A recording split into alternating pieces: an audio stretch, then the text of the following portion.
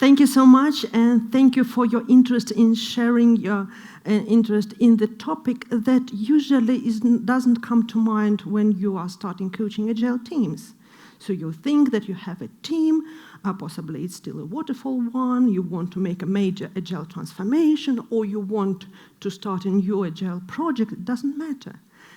And you might fail just because, not because of your intentions, not because the project is bad, because the environment is bad, but just because people are not ready yet for being involved in the transformation, because sometimes there are too many transformations in their lives.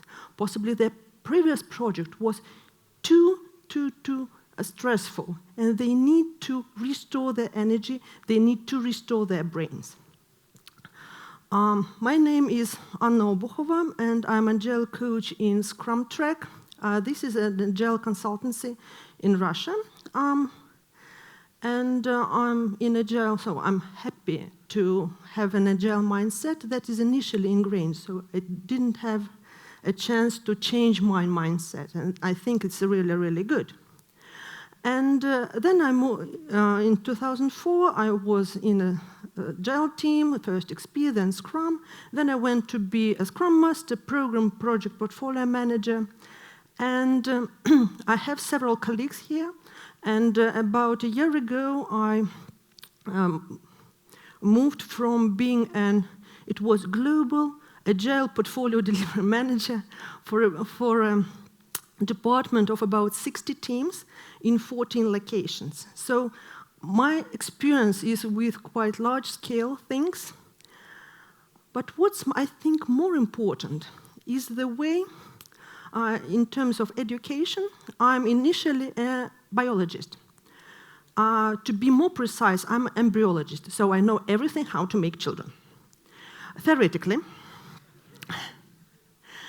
I gave up biology in 2000. And I thought that I will skip it forever. I moved to IT. I had an extremely successful career in IT. But then I realized, even being a program manager for 100-something people, or being a portfolio manager with about 500 people, I still do understand on some internal level that if we change the process, if we twist something in the teams, I do understand, and the first thing that I will think about is how people's brain will change, how people will handle that, how they will feel internally. Will it be able, how the level of stress, arousal, anxiety, how this will be changed? And quite naturally, I moved to the coaching, psychology, and currently the neuro leadership things, trying to understand better how it works. And additionally, I'm not that happy to say that, oh, I know everything about how to maintain energy, how to handle changes, how to make it stable, how to make people more excited about change than scared about change. I was burned out myself. I was burned out myself 2 times, and currently working really hard not to be burned out 3rd time, because there are real serious consequences when you're burned out. When you have certain level of energy, you burn out, you will never, ever go to the level of energy you had previously. So every burnout will reduce the amount of energy that you have. And only 60% of the people were able to come back to the work they had previously if they're burnt out. So it's really, really serious. I realized this is on organizational level in 2012. This was a normal assignment for me. There was a company calling saying, okay, our burn down is not going where we want it to be. We're creating software for stock exchanges. There are regulatory requirements. We must hit that date, and it seems that we are not hitting that date. Just a normal assignment. I came there, and I realized that something is wrong in about 10 minutes.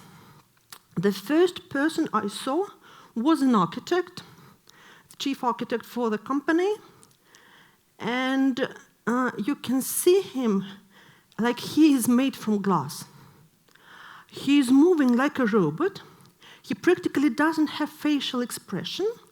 His eyes are dead, he's barely blinking, and I understood that he's tired to the level that he is not able to make decisions. And then I saw the team, they're a little bit better, not that way, a little bit better, but I realized that they will add mistakes, they will add bugs, they will add problems on a higher rate that they can remove them. So the result was unexpected. So I wrote in the report that practically all agile things, all reporting, everything in the process is more or less good, but you have no chance to hit the date, just because the state of the people is not a good thing. And first you need to restore people's physiology, you need to restore people's brain, and only after that go into some improvements, transformations, trying to hit the date. And when we're thinking about tiredness, when we're thinking about the level of stress and about the environment that we have around us, the unfortunate thing is that if we follow the environment, if we try to set it as normal, our physiology, our stress level will allow our energy to go downward spiral. So this is this Red Queen rule that you need to run as fast as you can just to stay on track. This is true for the energy management thing. But it first starts with quite a good intention. Have you ever started a new life on Monday? Hello? How long it lasts? Wednesday, bingo! You know something. Yes, you know something. Statistically, it lasts for 3 days. On the first day, you still have a lot of enthusiasm. You have a lot of idea. You are thinking how it will be. You are living in the way that you already have that. This is dopamine. This is really good. You're excited. On the second day, you already live that way. On the second day, you use willpower to keep doing what you wanted to do.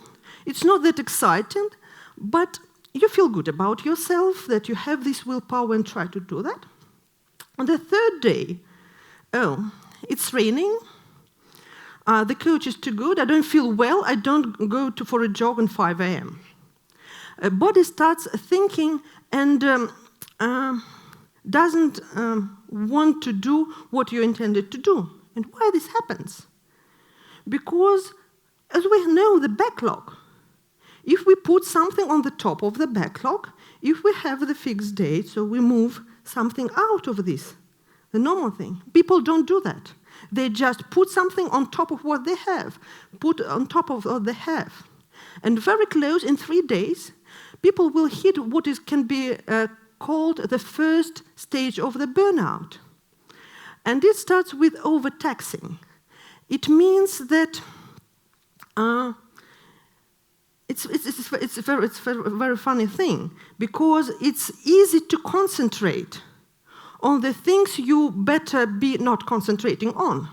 So if you have a report, you have some intense job to do, you try to concentrate, you will get out of this task really, really quick in a few minutes, and then your brain starts looking for something interesting again, and it finishes in the Facebook, looking for kittens or something else. And you stay there for hours.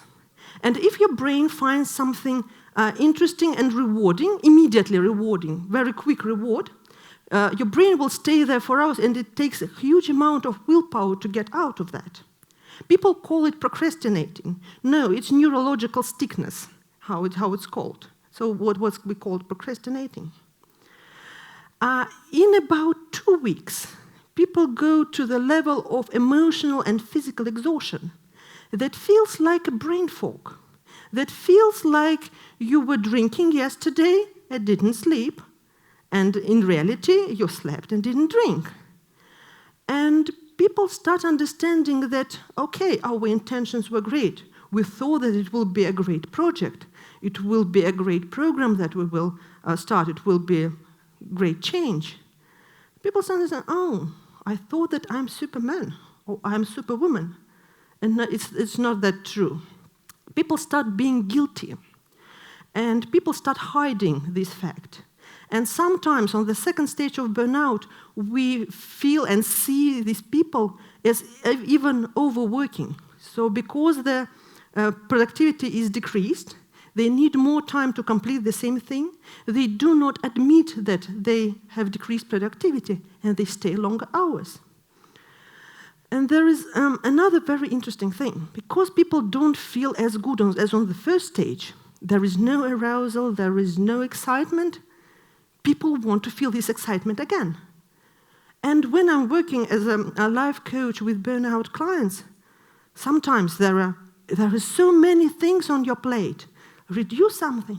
And they say to me, no, I'm already feel like shit. If I reduce something from my plate, I will confirm that I'm not good enough. And I want to add more. And at that stage, people usually start dieting and start sport. In addition of what they have, just to feel this excitement of starting something else. And then, on the third stage, your brain understands that you're crazy, that you're going to kill yourself, and you're going to kill yourself. Why? Because you have these goals, and it physically closes the goal. The main thing people say on the third stage, Anna, I want to want. I wanted something before, now I want to want anything because this is type of emotion I would like to have, and I don't have that. And also people start trying to find whom to blame. If they blame themselves, the pressure on themselves will be too high, so they will not be able to tolerate that. And they start, oh, our customer is crazy, our product owner is not able to capture requirements and understand what's important, my teammates are awful. People start being cynic. People start being cynic about people around themselves, start being cynic about their job itself, and they practically close communication with anyone. Because for the extroverts, when they communicate initially, they get energy from that. They can't now to do this now. Introverts who spend energy when they communicate, now they don't have this energy. So people stop communicating. Even in the team, people are in their own bubbles. And then it goes to the fourth stage, that is loathing syndrome. This is what in clinical literature is called as a burnout. It's a professional resignation, illness. This is very close to what is the depression. And normally, well, for the first time, it takes about a year to go through all these stages. And if people had previous signs of burnout, these stages can be done in several months. It can be really, really quick. How we can see that? If you're a Scrum Master, if you're a project manager, how you can see without doing some spreadsheets and saying, oh, please fill in this questionnaire, burnout, because I don't think you're doing well. No, it's not the way how we want to treat people. First is this face puffiness in the suborbital place. Tiredness, as everything in the body, is set of biochemical reactions. If the tiredness is too much, then we have too much waste inside our bodies. And to make it not that harmful, body just adds water. 5-6 kilos of water, if a person is tired, especially this puffy face, is just a normal thing. The next thing is tiredness Botox.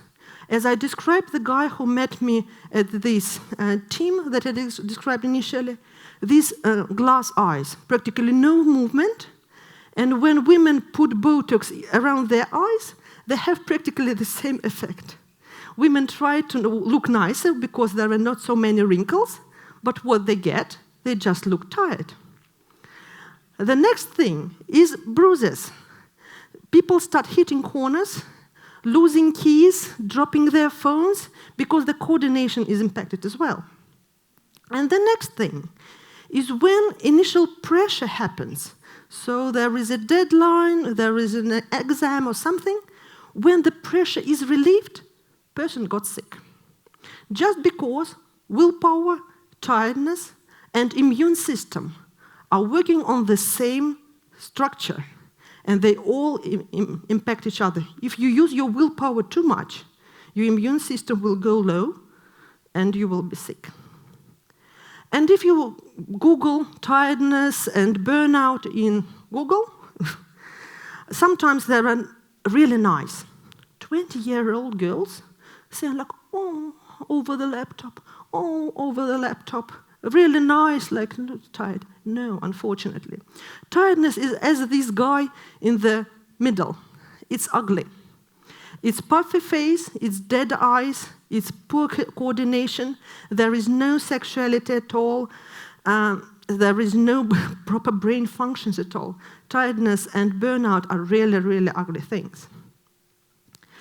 And I would propose one more metric to Troy's 4 metrics. I would propose the 5th one, the one that thinks about the health of the team. And this is an APSAR burnout test. Again, you don't need even to tell others that you are doing this test, that you are doing this metric. And APSAR is the test that the newborn babies are given when in first 5 minutes. It's the same letters with slightly different meaning. A for appearance. So how the person looks like. Does he look tired? Does he look puffy? If he gaining weight, especially water weight, or getting thinner just because, and not because of the sport and diet, just because of the huge amount of stress. Performance. If he's losing the performance or he is trying too hard to be overworking with the same performance levels. Growth tension. In burnout, classic reaction to change is panic. It's absolutely internal thing. You cannot control that. When you propose something, the first reaction is no. The first reaction is inner panic. So when people start being really, really negative about the change is one of the things that you need to consider. Affect control, not being able to control emotions, being more aggressive, being more going into the conflicts. And R for relationships. Are people still, if this person is still communicating with others, if he is showing signs of cynicism, does he still care about work?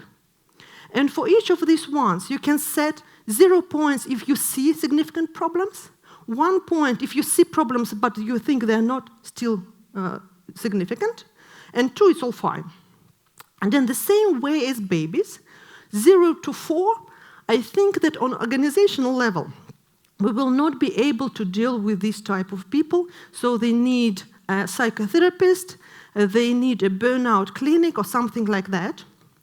4 to 6 indicate that we need something to deal with the team. 7 plus, the baby just needs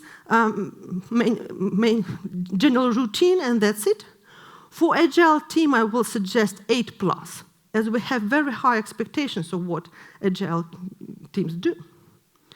And expectations and difference or mismatch between reality and expectations is the main thing here.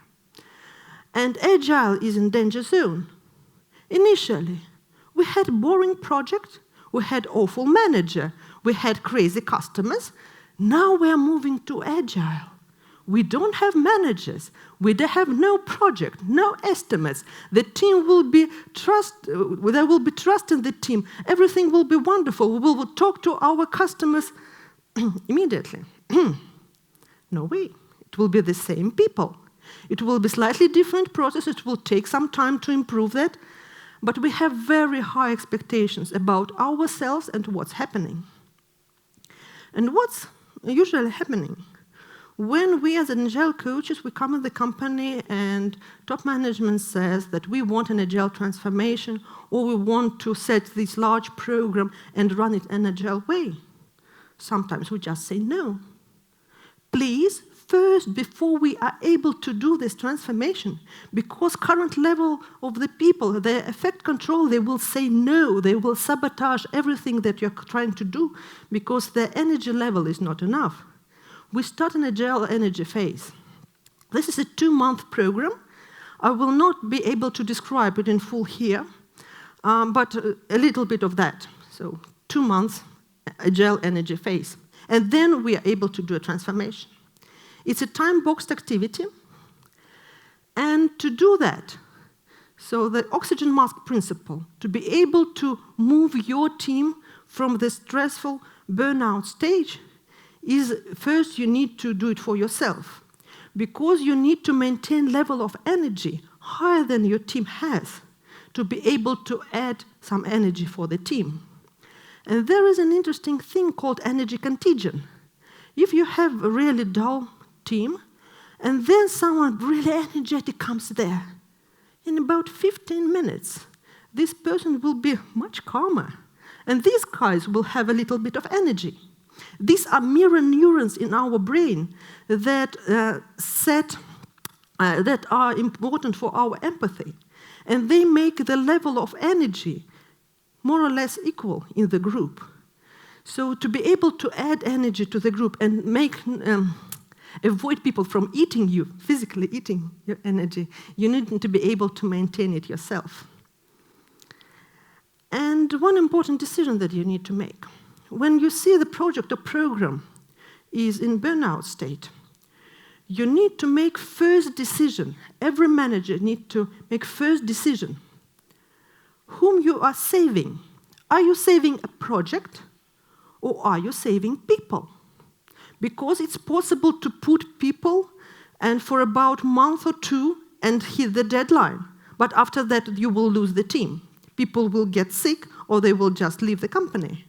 Or you can try to change the scope, change the dates, negotiate with the customer, and try to save the people so they will be able to work on this project, on the other projects in your company as well.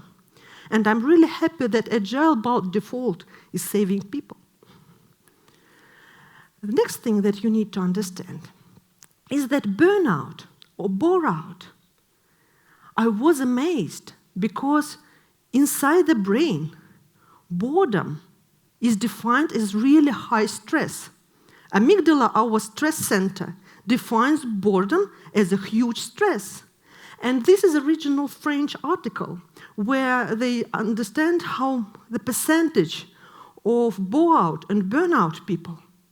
And bore-out people percentage is about 30 from their population. And only 10% of people who are really burned out because there's too much work, too much stress, and so on. In general, currently in the world, there are statistics that about 50% of all people have different degrees of burnout. 50. When we go out of the burnout, there are clinical recovery rules that you need to slow down, you need to get support, and reevaluate goals and priorities. What goals? They are closed, so you need another person to help you. In company, it's not possible to go through these stages, so I reformulate that to first recalculate the project, then do actions to restore the brain, then improve decision points that are really affected during the burnout, and then improve the result authorizing. And I have this as a 2-day training, and we are exploring more than 40 tips and tricks in these 4 areas. So I would like to share only 4, so 1 from each area to give you a clue and give some practical tips that you can use. From the recalculate the project is to show the future. This is something that Scrum Master can do on every stand-up meeting. Usually he is more or less silent or just guiding the team through the process. And that moment, when people are in stressful or burnout state, they have painful past, they don't see the future because they don't see the goal, they don't see the future, they don't physically understand that the future is present, and there is not that nice bubble of present. And the goal for the Scrum Master is to show that future is existing, that the future exists. And it's just a normal thing. Explain what we're going to do next, what are the plans for our product, what are the requirements from our customers. It's not something that is ingrained in stone, that you said that this will happen and this will happen. Tomorrow it will be all different. It doesn't matter. It's not giving the real timeline of the project. It's just showing that future is present. When I don't feel well myself, I just take the calendar and go through June, July, August, September, October. There are plans for these months. There is future. Physically, there is future. That's very important for the burnout brain. The second thing, it's about from the Restore the Brain one. We will explore brain cycles in great precision on the training, but one thing that usually people don't know, week cycles. We have 5 identical working days and 2-day weekend. If we try to make these 5 days identical, we will never hit the maximum productivity. This is not how our brain is designed. Our brain is designed for the so-called long cycles to be as such. 1 extremely productive day, 1 more or less medium normal day, 1 low stress day. Then again, really high stress, medium, low stress. This allows you to have 2 really, really productive days. And if you have these days different, and your brain understands that this was a really active day, but tomorrow it shouldn't be the same. It will be easier. It will be lighter. There will be less stress. Then you will be able to recover and have it again. There are 2 such cycles in the week, and 1 day, any day of the week, but usually Sunday or Saturday, absolute rest day, preferably without screens, just to restore the brain function, or limiting the screen time to 1 hour a day. One of the things that why I love Scrum is the overall Scrum cycle will withstand a 2-week slot, allows to do these week cycles quite easily. You as a Scrum Master can check which days will be really stressful, really active, and which will be less stressful, a little bit of rest for the brain. The next thing is from the decision points.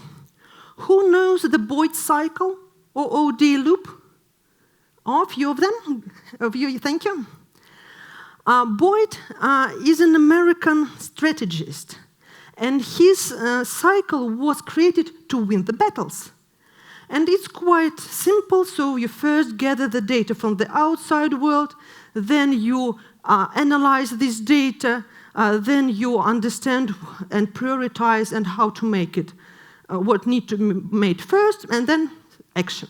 Then again and again and again. That's all simple. But why you think conveyor is efficient? Why conveyor is efficient? What's happening there so it allows us to produce more things? You don't need to think, yeah? Specialize, yeah? You don't need to think, you specialize, you repeat the same thing. It's really easy to train people to be quickly really good in these activities. Do we use conveyors now in our work? Generally, no, but we do. We use this conveyor inside our brain, and we can use this OD cycle inside our brain to differentiate who is just an implementer and who is the manager who is making decisions. Implementer is the limbic and reptilian brain that doesn't include our real thinking ability, and they have enormous amount of energy. Our neocortex, that's close here, has very limited amount of energy just because it's the most novel from the evolutionary perspective, and it normally has about 2 hours of active focused attention during the day, only 2 hours.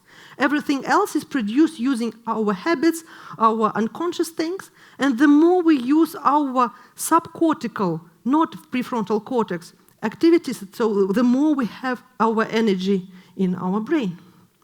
So in that case, when we implement ODA loop and have the observer in the implementer, not making any decision, just collecting data, then actively make decision to understand what we got, then what we're going to do next, and then just implement, not thinking anything about anything else. And it's important for the manager, it's not just to make decision, but to make implementer really comfortable.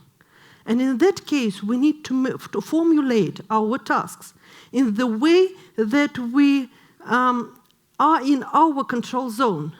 Not approve the budget, but just send an email and forget about that until we get the data back. In this way, we will be able to save our brain energy 2 times. We will be able to use our manager 2 times more than we initially can. And the fourth and the last thing is linking with the goal and result. And really great thing is about coaching, but normal coaching is not working for the burnt out people. Just because the first question in the normal coaching session using the GROW model is, what is your goal? What burnout person will tell you, what is your goal? I don't have one. I would love to have one, but I don't sense the goal. This is the problem. So I had to redo the model to have the AGROW model. And then the conversation starts being really not the coaching conversation, but it looks like a small talk. What is your action? What are you going to do? What you have to do? What is your next task? Something like that. What's the action? And then, what goal this action belongs to? So then, what's done currently? What can be the options? What will be your next step? And usually, step 1 and step 7 are identical. We're not trying to move people to get new goals, get new actions.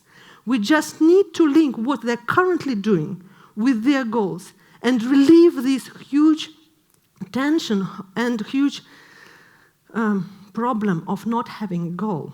And then this coaching will work. Normal coaching will just add dissatisfaction. So these are 4 tips for coaching tired teams. It's less than 10%, sorry for that. So it's a small teaser. There are a huge amount of research, there is a huge amount of neuroscience of that. But please, please, please, don't make your teams burn out. Please save the people. Because if you burn out people, they will go on the market. You will take the same people on the market. It's really more beneficial. It's easier to get people out of stress, out of the burnout inside the company than to get people out of the market and throw people from your company in that way. And it's really interesting, and it's really doable. 2 months is not that large time to restore the brain to help your people. Thank you.